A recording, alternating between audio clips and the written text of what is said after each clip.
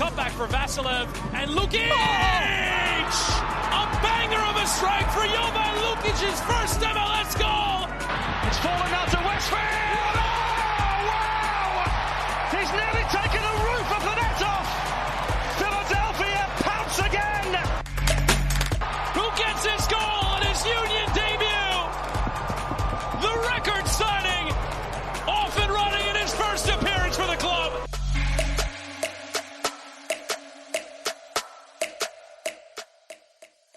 Hello and welcome to the Free Kick Podcast. My name is Todd, and it's been a minute since we've done a midweek preview show as the Philadelphia Union have Atlanta United coming to town on Saturday, 7:30 p.m. Apple TV, as Philadelphia Union look to make it 3 wins in a row after defeating Red Bull New York and Seattle Sounders last week.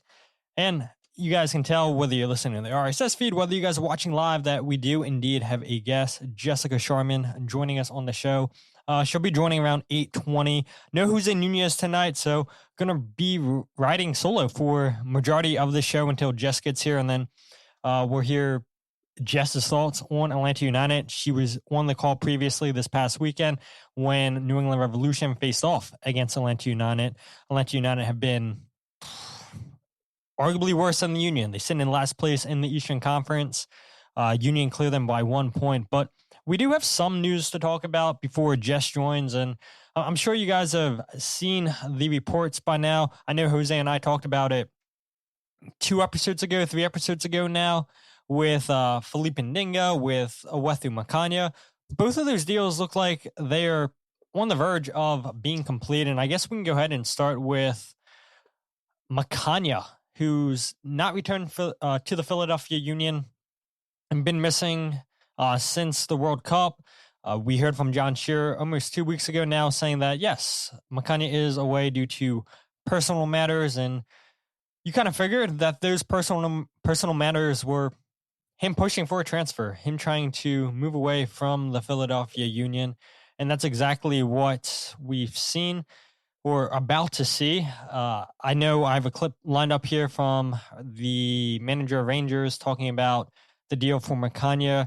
He had said in the clip that he expected the deal to either be done on Wednesday, obviously today, or Thursday. And so no announcement came on Wednesday. So I would fully expect that we see something in regards to Makhanya tomorrow. And we'll see. Does it get timed out before Ryan Richter's press conference with the media? Time will tell. But Jonathan Tannenwald of the Philadelphia Inquirer is reporting that Makhanya is going to Scottish side Rangers for $4.5 million plus a sell-on percentage. And I think this is probably the best case scenario for the Union for Makhanya, where after the sprint season, he was out of contract, and the Union, as much as they would have wanted Makhanya to resign to up his value, he had plans. He had aspirations to go to Europe. I know there's reports out there saying that Makhanya was upset, felt like the Philadelphia Union had broke promises previously set by the club that they would sell him to Europe. And yes, the Union are selling him to Europe, but I guess maybe Makhanya was expecting the Union to accept the very first offer. And now the Union, to their credit, waited for the best possible offer.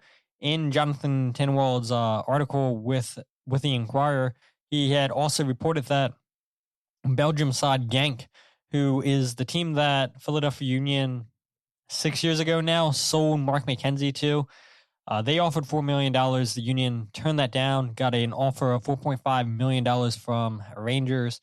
And now Makhanya on the verge of joining the likes of Alejandro Bedoya and Maurice Sadu, one former, one current Philadelphia Union player that has played for Rangers in the past. And before we go on and talk more about Makhanya, I do want to play the manager's comments, his thoughts on the deal for Makhanya, almost wrapping up. Olwethu Makhanya, a player that you're interested in, could be coming in the door soon. Yeah, that's one that is close. As I say, we're pretty close to maybe announcing that.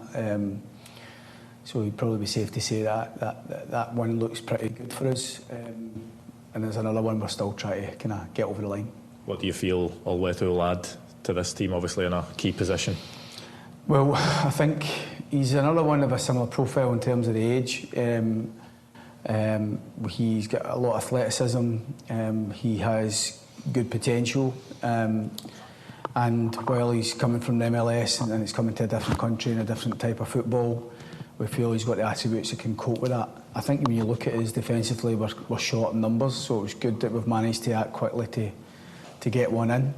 And we probably still need to look to bring in another couple of defenders before the window closes, but we're a bit light in terms of numbers, and I think getting that kind of resolved this week, and hopefully we can announce that tonight or tomorrow, then we're delighted.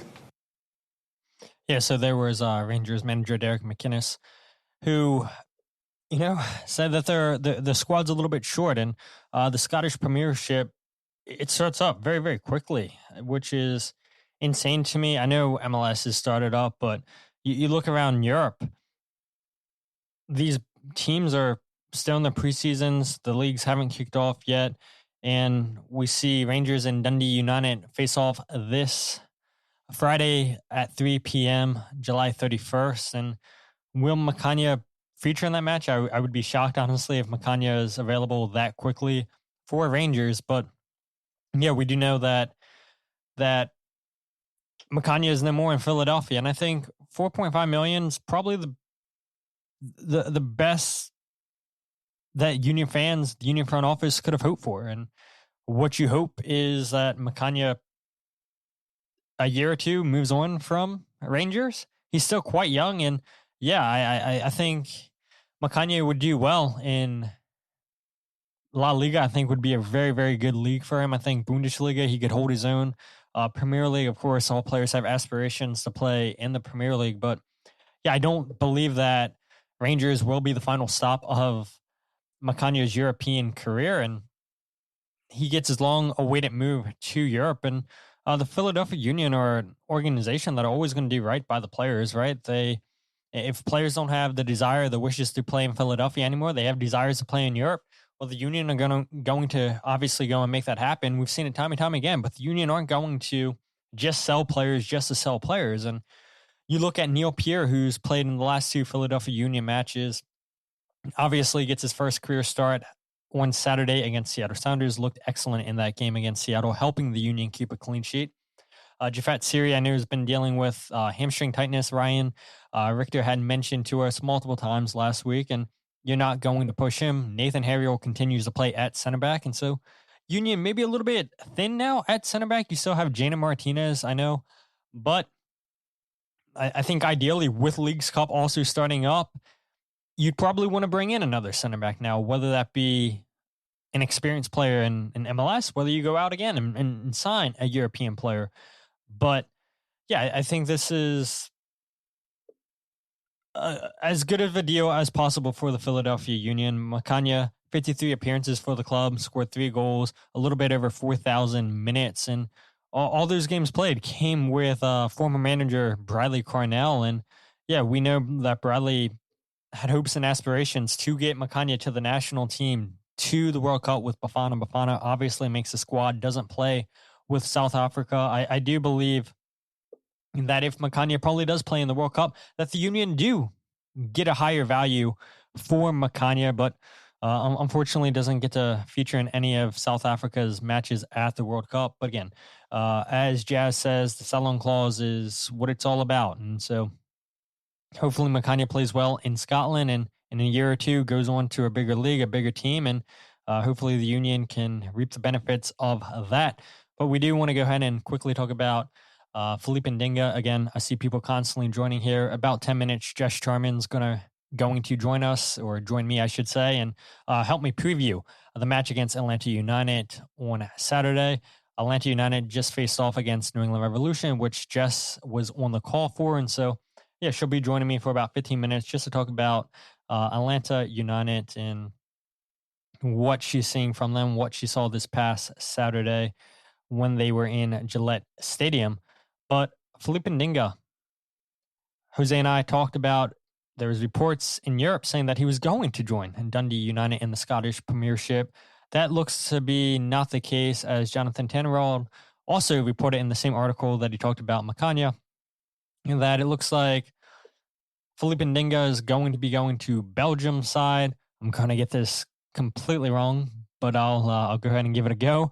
Zulte Waregem is a club that I've never heard of, if I'm being honest. Looking at where they finished last year in the Belgium top flight, they finished in 13th out of 16th place. And when I was looking at this club, interesting enough, current Bafana manager Hugo Broos used to be the manager for the Belgium side from October 2010 to May 2011. And so, yeah, not necessarily a Union connection, but a connection to Bafana, which Makhanya, I just mentioned, played for Hugo Broos at the World Cup. And yeah, we'll see.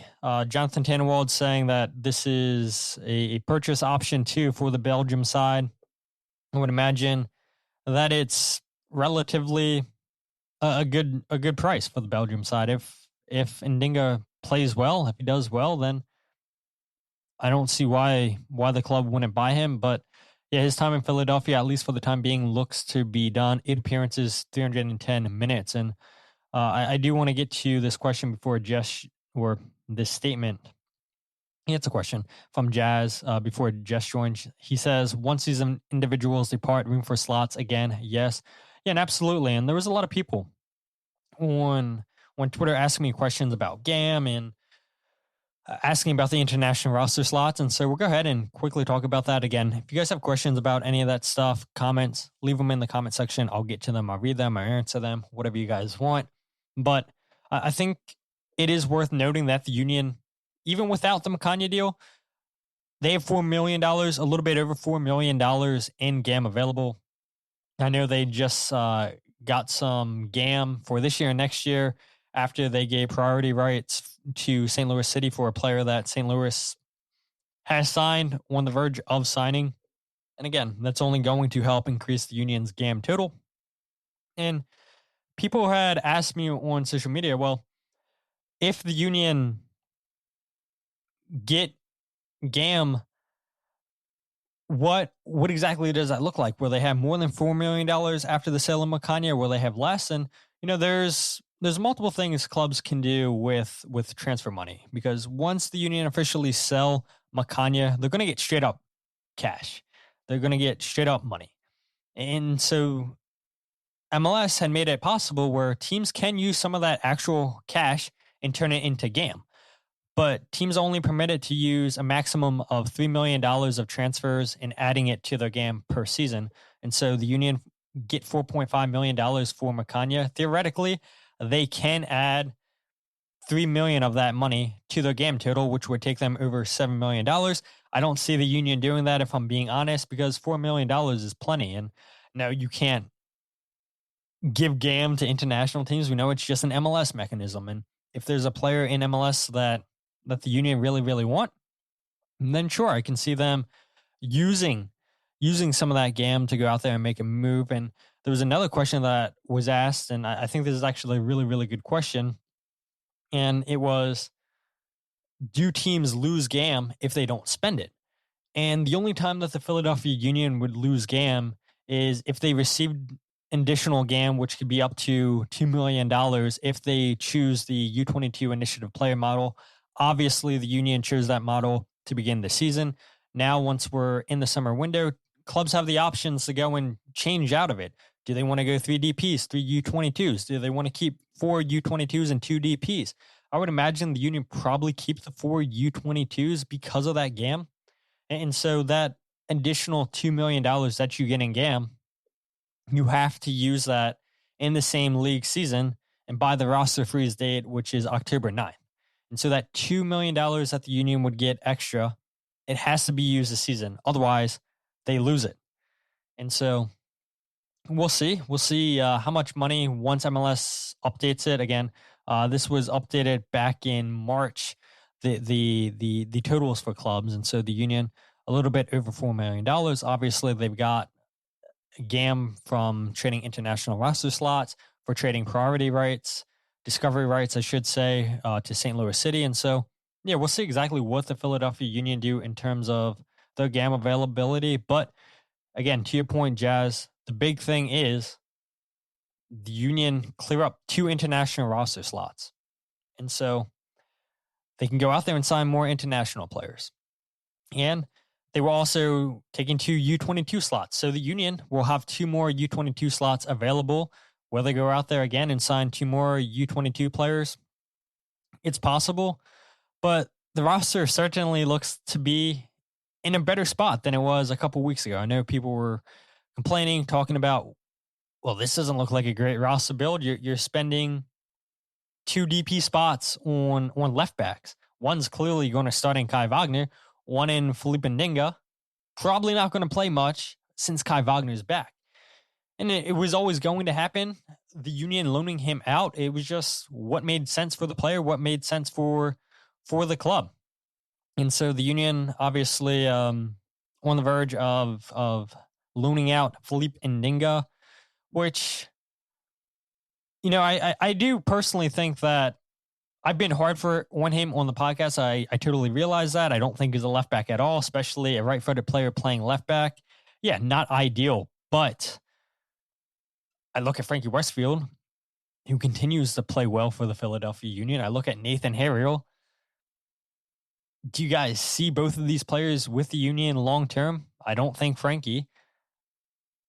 I don't think Nate, if I'm being honest, either. I could see Austin, honestly, and I think even Jose said it on the podcast, where potentially Austin next year, maybe they come in and give the Union an offer too good to turn down for Nathan Harriel. And now, certainly, do you try to play Philippe Ndinga as a right back? I think it's possible. I know during the preseason he played there a couple times, and it just makes sense, right? A player that's right-footed, playing on the right side of the field. You don't want to play a left-footed player or a right-footed player on the left side, especially in a difficult position as a left back. So, yeah, I'll be interested to see exactly what the Union do in terms of moves going forward. Do they go again and bring in 2 more U22 players?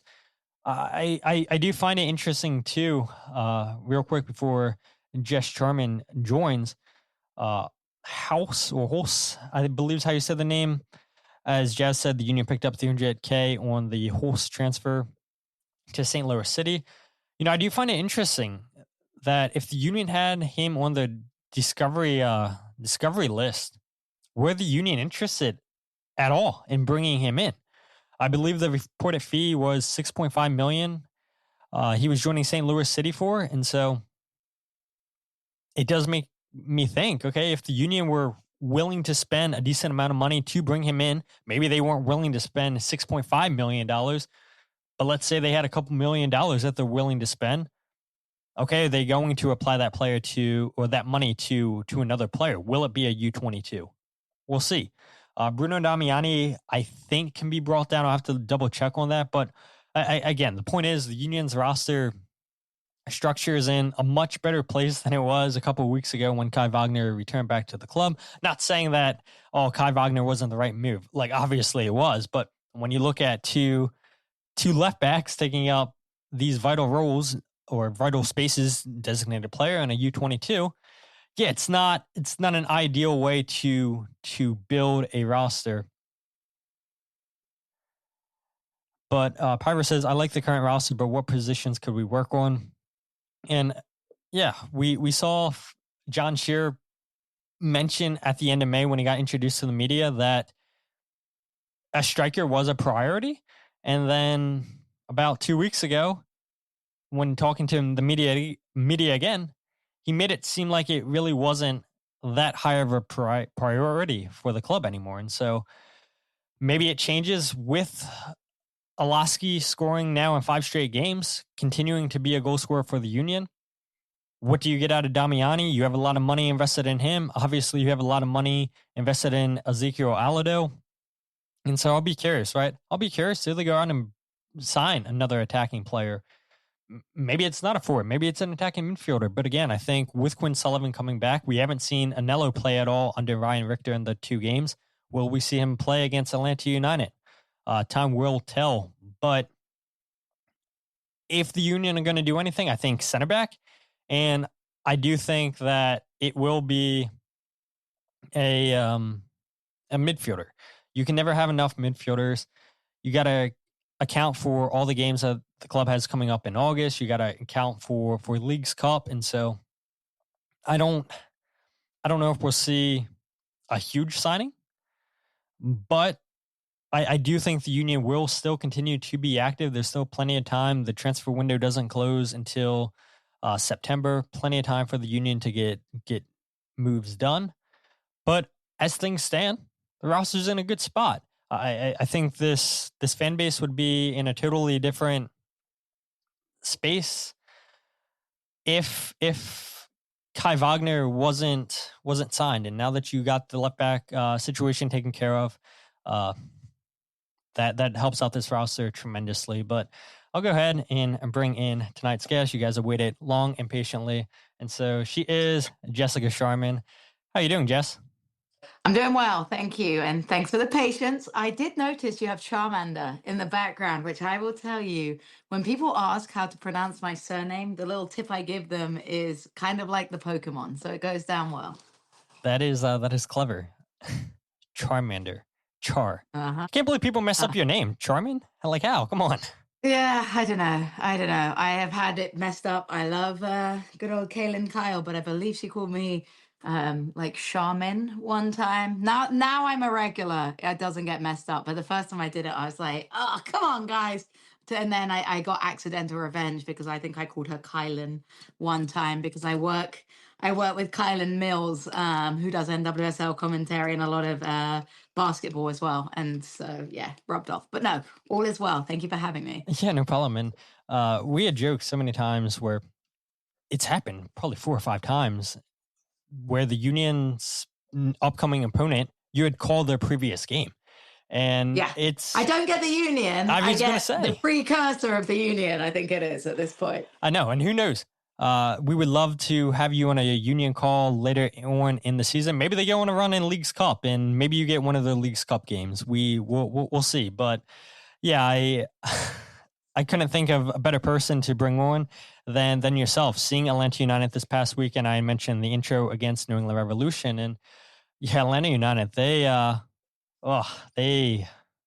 looked a shell of themselves compared to the game you called all the way back in March. I think it was between Atlanta and Philadelphia. Yeah, honestly, and full disclosure, I live in Atlanta still. It's really sad to see the demise of Atlanta United. And I call it a demise on air. Ian Joy, my lovely broadcast partner, said I was being a bit harsh. But I think when you compare the first even 3 years of Atlanta United before COVID, 2017, obviously, great inaugural season, 2018, MLS Cup, 2019, Open Cup. It has been a remarkably quick rise for Atlanta United. And now anything that can go wrong does go wrong for the club. And I don't know if Union has ever experienced it. Obviously, I'm not deep enough in the fan culture, but it has reached a stage in Atlanta where I almost feel that apathy has occurred versus anger. And that becomes a very scary place for a team to be in, right? There's one thing when people are tweeting and they're angry or they're furious about the way, or they're showing up and they're booing. And now it's got to the stage where people are just fed up of it and they don't care. Like, it's expected that they're doing badly. So it's a really rough time for Atlanta soccer culture. It's a really rough time for the team. I had thought going into that New England Revolution game that maybe they could put up a respectable performance just based on the fact that they had a bit of momentum. I thought they looked pretty good against Nashville in that first game back. They obviously showed resilience against Charlotte coming back. New England Revolution are good. I think that's important to say that. New England Revolution are good, but Atlanta United they're just bad. Like, it's sad to see, quite frankly. Yeah, especially for a club that we know Arthur Blank has money. He's willing to spend on the club. And you look at Latte Lot, I know there's plenty of reports out there. I think I saw recent reports saying that West Ham United and the Championship, which is also so odd to say the Championship and not the Premier League anymore, are apparently interested in Latte Lot. Miguel Almiron was a huge signing returning back to the club from Newcastle United. I know Almiron just scored this past weekend against New England, but yeah, you look at the money spent on that club the last couple of years, and I think it's safe to say those signings haven't panned out. Yeah, I think the first thing with Atlanta United as well is just like, firstly, as you mentioned, the money. The money's been spent, but I had this concern where they went back to success. Obviously, like Tata Martino won an MLS Cup, first manager in club history. They went back to success in terms of the reputation he had. Same with Miguel Almiron. They went back to a player that was amazing for them. But this many years later, they're not going to be the same player. I mean, I've seen a lot of people being like, Joseph Martinez is a free agent right now. And a lot of Atlanta United fans are like, bring back Joseph. And I'm like, look, Joseph was a fantastic player. There's no doubt about it. He still could score goals, I'm sure. But why do we keep going back in this mentality of let's go back to something that is safe, because it's not safe anymore? And then secondary, like you said, with Latte Lat, I felt sad watching Latte Lat, if I'm honest. And he obviously wasn't part of the squad for this game because still active communications. They don't want to risk him getting hurt and that to fall through with a deal. But against Nashville, he came on as a sub, wasn't one-on-one, but into the 18-yard box, had a look on goal. And I've never seen a shot miss at that caliber from a player of that price tag. And I honestly just think it's a bit sad to see how unsuccessful he's been, because I don't know about you, but you don't want players to have horrible careers. You don't, there's not many players in this world that I'd be like, I hope they don't do well there. You want players to look like themselves. And I think Latte Lat was the biggest flop of them all. And then the other frustration among Atlanta United fans right now is a lot of the signings are middle-aged centre-backs. And yes, they don't have quality defence, but you're signing, and okay, Paraguayan international in Alonso, but he's still 33, 34 years of age. He doesn't look that good. And actually, if you look at Atlanta's record, yeah, defensively not great, but their biggest issue is goals scored. They scored the least goals in the entirety of the league. They're putting up Fafa Picault in a pseudo 9 position. I think Fafa is a great servant of this league, seems like a wonderful person. But if you're starting Fafa Picault as a number 9, you've got bigger transfer needs ahead of you. And I think, and I'm sure this is what Philadelphia Union fans would like to hear, but it's true. Like, I don't think Philadelphia should have any issues against Atlanta United, really, if it's the same Atlanta United that shows up against New England Revolution. Yeah, and we'll see, right? I mean, a lot of high vibes, momentum coming, but I think there is still some weariness about a bogey team. Yeah, exactly.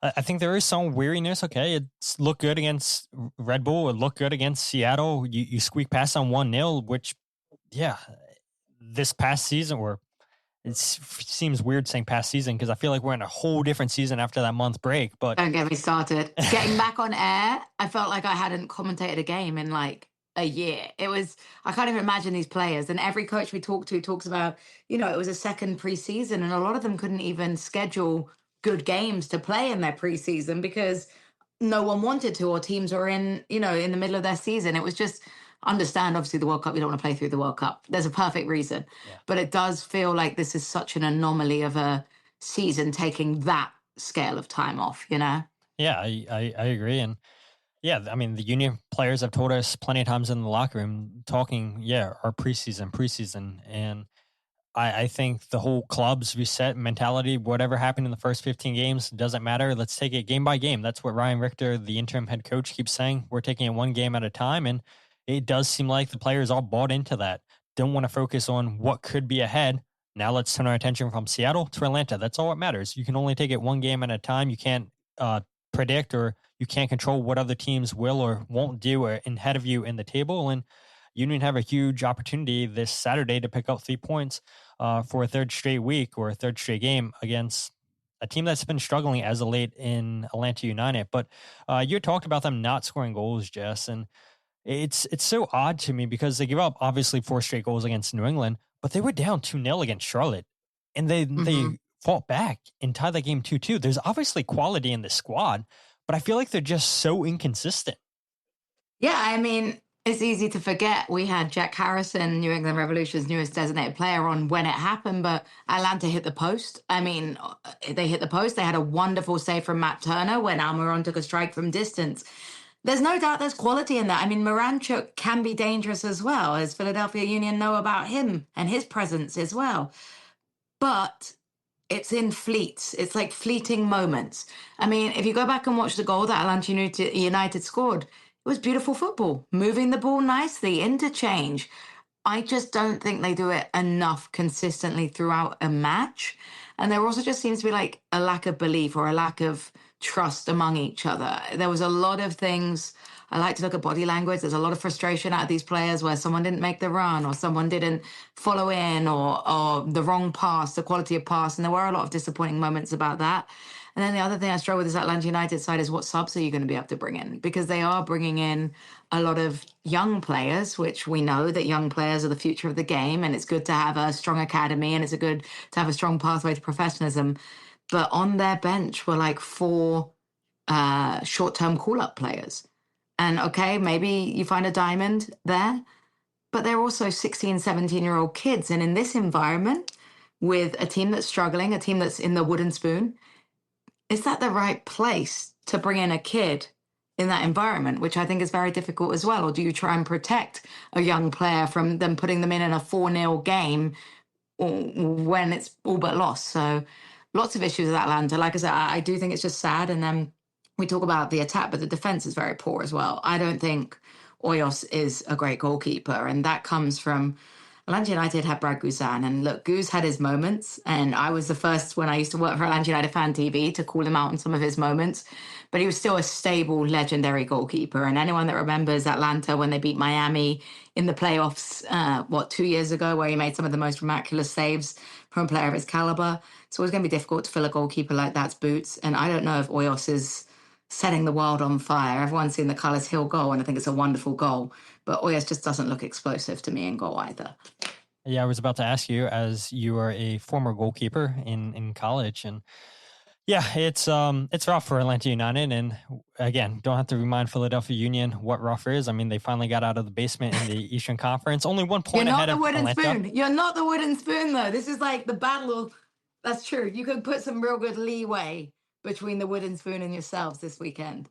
Yeah, and again, you got to take care of the matches that are ahead of you. And I think if you would have asked the players, I think if you would have asked the fans, that they would tell you that 9 points, you have to get 9 points in these next 3 games because you have 3 home games. And then we know after the Atlanta game, then the attention goes to the League's Cup, which I'm actually surprised about. A lot of Union fans want the Union to go on a run in League's Cup because they said I was going to ask you that. It's such a weird tournament, and I'm getting to commentate a lot of League's Cup. I'm excited. I do think cup competitions have a real place, you know, as someone that grew up with FA Cup, League's Cup, all of these things in Europe. And cup runs can be the change of a season in a good or a bad way, you know? But I think for Union, if they hadn't been having the start of the season that they had, if they'd have had a decent start, an average start, you think they would have cared as much about the League's Cup, or is it just because you need something to encourage? What do you think the mindset is with this League's Cup? Is it because of how bad the start was that now League's Cup becomes silverware? I think for the fan base, I mean, what I keep seeing is fans want to get in CONCACAF Champions Cup next year. And so that's true.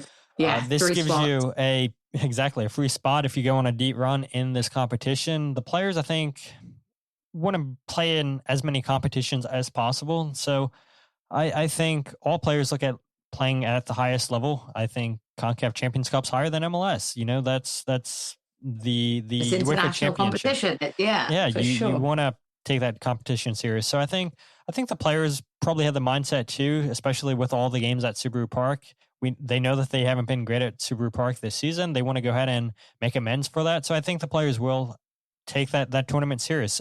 Since it came back, in 2023, 2024, the Union have went on deep runs every single time in League's Cup. So I don't see why they want to take this competition serious this time. But yeah, I'll be honest. The only game I'm looking forward to is Nakasa and Julian Kranza coming back to Subaru Park. Oh, yeah. So I think that's a huge storyline, seeing Julian come back, seeing the reception he gets from the fan base, a much beloved player in the Philadelphia fandom. But yeah, I'll be honest, if you're asking me, I don't really care about League's Cup, but yeah. I'll say, but the big players leaving for Liga MX in terms of like Diego Rossi with Columbus, in terms of Hugo Kuipers with Chicago Fire, I think that now there is another level of excitement about League's Cup as well, just because of the overlap of players and maybe the narrative of, look, players are leaving Major League Soccer for Liga MX. But it does become a more difficult tournament with this structure that we've seen the last 2 years now, because you have to be really good and consistent and win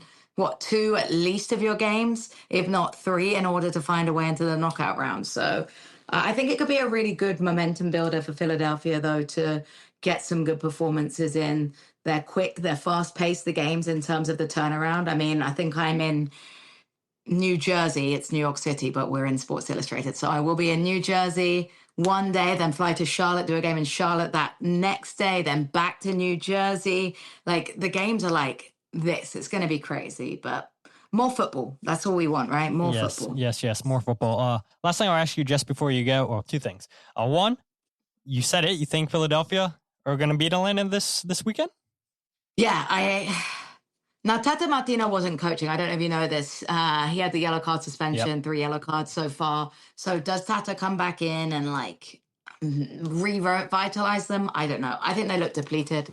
I think they looked out of ideas. I believe Cooper Sanchez has gone off to the youth national team for the U20 CONCACAF right now, which means Cooper Sanchez, yeah, he's only a teenager, but he was their starting midfielder. So how do they fill that gap? Who's playing there? I used to really like Muyumba, who's one of the midfielders. He looked off completely. I just don't think they look very good. And it's very sad as someone that kind of fell in love with this team. This was my into Major League Soccer, of course, working with Atlanta United, to see that depletion. I think that Philadelphia has too much momentum, and obviously not to take it for granted. I do think that mentally, if you get off to a quick start, it becomes one of those self-fulfilling prophecies for a side that here we go again. Carlos Hill scored in the 11th minute. And after that, it just felt like any wind out of Atlanta United sails were knocked. So I think if you score early, yeah, I've got Philadelphia to win. I would say quite comfortably. 3-1, something. I don't know if you get a clean sheet. I feel like Almiron or Moranchuk just has a way, you know? But you were also a different team. Philly looked bad when I called them in Atlanta, didn't they? Like, I'm not trying to be mean. But you also missed a penalty. Yeah, like that was the one. Yeah. Was it Vasilev that missed the penalty? Was it Vasilev? Oloski, I think. Oh, it was Oloski. Yeah, because Vasilev scored a penalty before that, and I was like, why is he not taking it? Yeah. Good memory. I remember the games I call. You do, and we're going all the way back to March. So well done, Jess. Yeah. We'll see if you remember that game. Come the Leagues Cup schedule you're about to have, but yeah, I appreciate you taking time out of your evening. Obviously, I don't believe you're on the call on the game this weekend. So where can people find you and Ian Paul Joy this weekend? Yes, Ian and I will be doing the home debut of Robert Lewandowski. So we will be Chicago versus Charlotte. And I am really excited because I feel like Robert Lewandowski is overdue a goal. Like, I know he hasn't looked great. And I think there's a lot of concern in Chicago right now. It's a massive storyline. You got rid of the MVP, the Golden Boot leader in Hugo Kuipers, and you replaced him with Robert Lewandowski, who obviously has scored, 400 plus pro goals. Amazing. But he's not scored yet. So it's going to be a really interesting narrative. I laugh every time that the Golden Boot, we have a Golden Boot sponsored segment on Apple. When the Golden Boot segment comes up and Hugo Kuipers is top of it, and I have to be like, that's Hugo Kuipers. He's leading. He plays in Mexico now. So we'll see. Yeah, Ian, Paul, Joy, and myself will be on 8:30 p.m. Eastern time. So you can catch the second half, right, after you guys have finished. There we go. Good plug. Good plug. But she's at Jess Talks Footy, I believe, on Twitter and Instagram. So follow her if you're not. I know last time we had you on, Jess, Union fans started following you, so I'm sure it's going to happen again. They always enjoy when you come onto the podcast and listening to your games, as do I. But once again, thank you so much, Jess, for taking time out of your night to come preview this match with us. Anytime. Thank you very much for having me, and good luck. I will be rooting for you, sort of. Don't tell anyone. All right, take care. See you, Jess. Bye. And there she is, Jess Charman, Apple TV this weekend. Chicago Fire, Charlotte FC, former Charlotte FC radio analyst. I almost wanted to say play-by-play, but when she was with Charlotte, she was not the play-by-play. That was Willie P. On play-by-play on the radio for Charlotte. But yeah, this Philadelphia Atlanta United game, and I'll be curious to see exactly how the Union approach this game. And I saw your comments, people, so we can go ahead and continue reading your comments on the show. There was a question right here from Pyra. He said, would you rather have the Union win Leagues Cup or make it to the playoffs and win MLS Cup? Man, that's a good question. Union win Leagues Cup or make the playoffs and win MLS Cup? Yeah, I would absolutely want to see the Union win MLS Cup. 100%. I think every single listener, whether it be people live on Twitter and Instagram or Twitter and YouTube, people on the RSS feed, yeah, I think they want to see the Union win MLS Cup. MLS Cups, what gets you the star on your chest, on your crest, above the crest? And obviously, the Union have been close a couple of times, and we don't have to talk about the past games. We'll just leave it at that. But yeah, I think we'll see the Union have the Union fan base would rather see MLS Cup. Go ahead and pull up another question or comment. Mark says, this team with Kai is so much fun, bro. I agree. You obviously have a balanced attack on the left and right with Frankie Westfield. I just released a Frankie Westfield article last night. If you guys want to go ahead and read that, you can. I'll leave a link in the show description. How I believe Frankie's been quietly the most consistent player for the Union this season. You can make a case that Milan Olaski is that player, but when you add Kai Wagner back and you add Frankie, you look at the services of his crosses, the ball that he played into Alado, I think was a thing of beauty in the middle of the field. Nutmegs a player with that pass. I think Frankie Westfield is going to have a really, really, really big second half of the season. And I know you guys probably don't want me to say this, but I can see Frankie getting moved on in the wintertime, unfortunately for you Union fans. Go ahead and pull up some more comments. Jonathan Tannenwald, thank you for joining us from the Philadelphia Inquirer. How many other kids do you play in Leagues Cup? I think the one player that this fan base would want to see is Malik Jakupovic. Malik's got to be the striker that plays significant. I know Jose and I last episode raised the question of what do you do with Andrew Rick? Do you let Andrew Rick take Leagues Cup? I think you want to build up consistency with Andre Blake, but yeah, I think it is a real concern for the Union. What do you do with Andrew Rick? Obviously, they're playing him in MLS Next Pro when they can with Union too, but let's face it, how many times have Jose and I said on this show that it's not the highest quality brand of soccer, and it's why Neil Pierre went on loan to Lyngby and not continuing his development down with Union 2. But yeah, I think Malik, Neil, obviously, Kevin, Frankie. Do we see Kellen LeBlanc? That would be interesting. Obviously, Ryan Richter, former Union 2 head coach. Could we see Kellen make his debut with the Philadelphia Union? I know that he was on the bench down in Miami.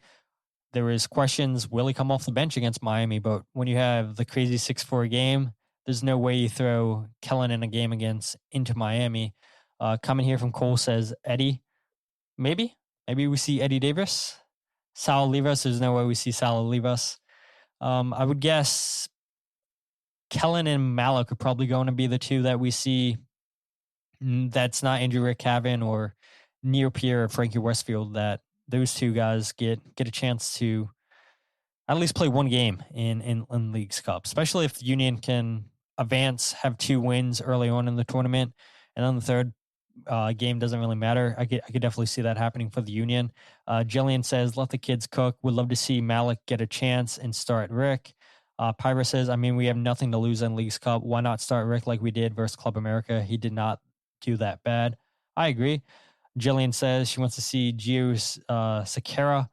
Patrick says, or do they try to get other forwards going? Bruno, Alado, Quinn, Anello. Someone else needs to score other than Milan up top. I agree. Definitely want to get your other strikers going. But it does seem like Ryan Richter prefers the partnership of Damiani and Olaski, at least in the first 2 games. And I am going to play a clip here coming up about rotation, how Ryan Richter views that. I do believe that was a question last week from Jonathan Tannenwald, and very good answer from Ryan on how he views rotation. Jazz says, don't want to see Anello get Bariboed a la Curtin. And Tannenwald says, and if they get whacked by Kranza, what the reaction is to that. Yeah.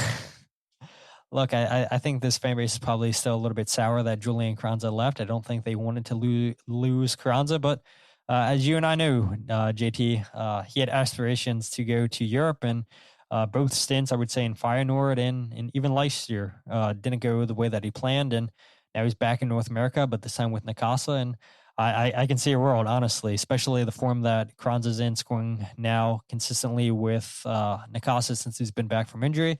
Yeah, I could see the Union being on the receiving end of a goal or two from Julian Carranza.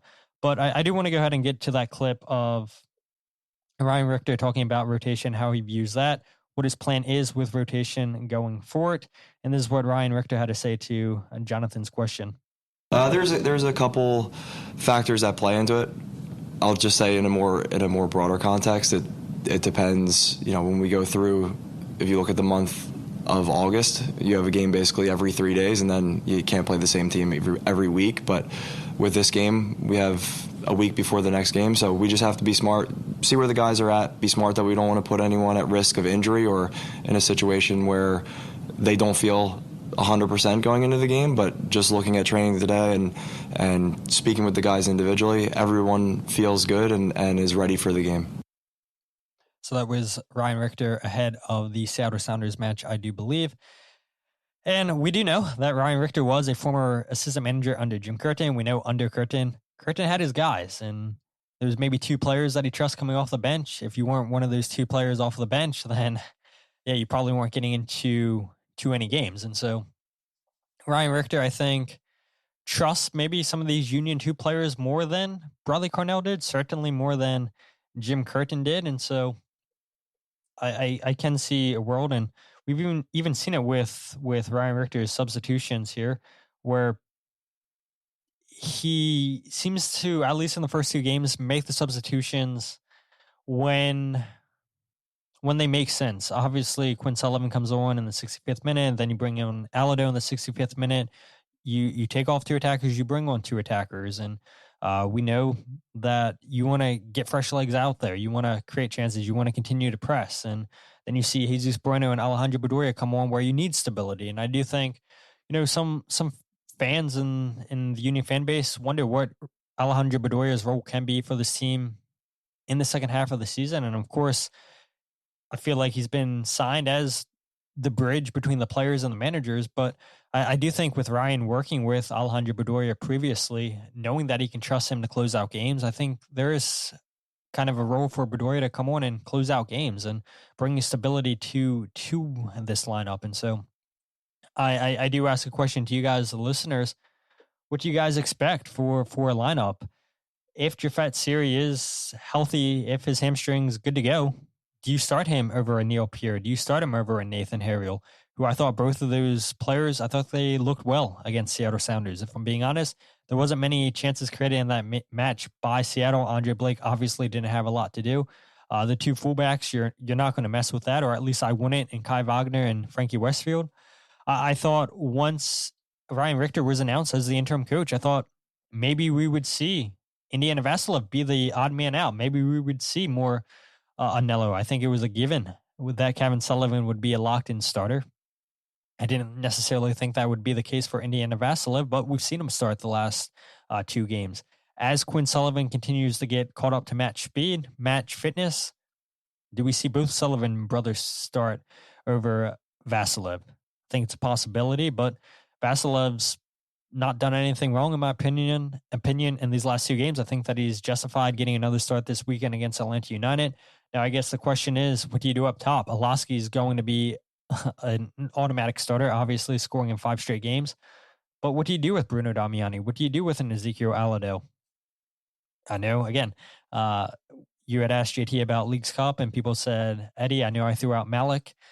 I'll be curious. When do we see Malik eventually make the bench under Ryan Richter? Obviously, he talked about that there's no coach that trusts Malik more than Ryan Richter himself, and I do think we'll eventually see Malik, but it does seem for the time being that the Damiani-Alaski partnership is the one that Ryan Richter is enjoying for the time being.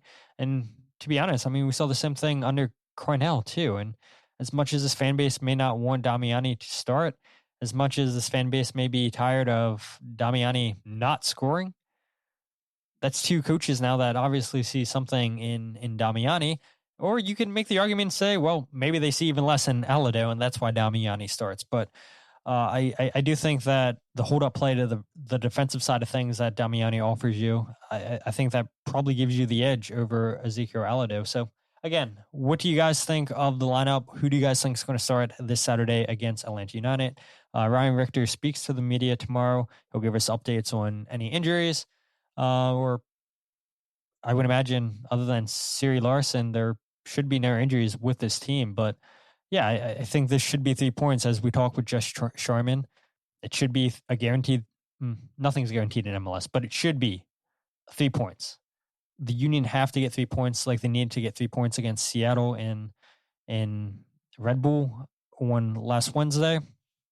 And I don't know, do you guys feel confident that this team will make the playoffs? I know that it's a tough mountain to climb, 9 points out of a final playoff spot with DC United, but if it's not broke, why fix it? And I think Neil Pierre, even if Jafet Siri is healthy, having a 6'7" center back out there that's just so deadly on set pieces, a player that's actually pretty quick, in my opinion. His passing ability, I think, is a little bit underrated. I'm almost tempted to say, like, even if Siri's healthy, you continue to throw Neil Pierre out there to start. But then do you continue to play Nate Harriel as a center back, who's definitely not a center back, but we've seen him play center back plenty of times? Maybe Jafet Siri comes in for Nate. And then the partnership of Pierre and Siri are going to be your two center backs. I don't know. I think there's a lot of possibilities for Ryan Richter to tinker with the lineup, tinker with the squad in Leagues Cup, especially if the Union can get 2 wins in Leagues Cup. But yeah, got to take it one game at a time, like the players continue to tell us in the media. And yeah, we'll see what Ryan Richter's plan is this Saturday against Atlanta United. I'll go ahead and scroll through the comments one more time before we go and end up ending the live stream. Pat says, no way you take Near out of the lineup. Clean sheet last weekend, absolute force in set pieces. Seattle doubled him every time. Pat also said, Siri Larson, probably odd man out. Pyra says, I think Bruno is better than Ezekiel, but the bar is not that high between them. Mark says, the man is a baller. Wall of Fame him before he goes to Barca. Neil Pierre, I assume he's talking about. But yeah, I appreciate all you guys hopping on here for a midweek episode. I said it at the beginning of the show. We haven't done one of these in a while, and obviously Jose and I want to make it a point to try to bring on as many commentators as we can, even if it's commentators that aren't calling the upcoming Philadelphia Union game. People that know ball, people that have seen Union's opponents. We love bringing them on, getting their knowledge, their insights, and hearing what they have to say about not only the opposition, but the Philadelphia Union. And so we'll see if Jess is right. If the Philadelphia Union make it 3 wins in a row, she said 3-1. I think that could be respectable. I think maybe 2-1, but Atlanta are really, really, really bad defensively. So yeah, got to get 3 points, got to make it 3 wins in 3 games, 9 points total. And you got to continue to hope that teams drop points and the Union continue to climb. But if you guys aren't following the podcast on Instagram, Twitter, or Facebook, follow at Free Kick Pod, where we get your podcast, The Free Kick. Check out the YouTube channel live every single episode, youtube.com/Free Kick Pod. You can also check out the goals breakdown video on YouTube. And if you guys want to check out my writing, the podcast, or the goals breakdown video all in one place, you can check out thefreekick.substack.com. And Jose and I should be back on Sunday together. Sunday, I have to double check with him, either Sunday or Monday, but you guys know typically if a game's on Monday, then or on Saturday, then we record Sunday. So I would imagine Jose and I are good to go, probably 9 p.m. on Sunday, but you guys will see the notification on YouTube when we decide to go live next, and you guys will see on Instagram and Twitter when we decide to post on both of those. But I appreciate all the comments. I appreciate all the people that didn't comment but are watching. We appreciate the support. And until then, my name is Todd, and this is the Free Kick Podcast.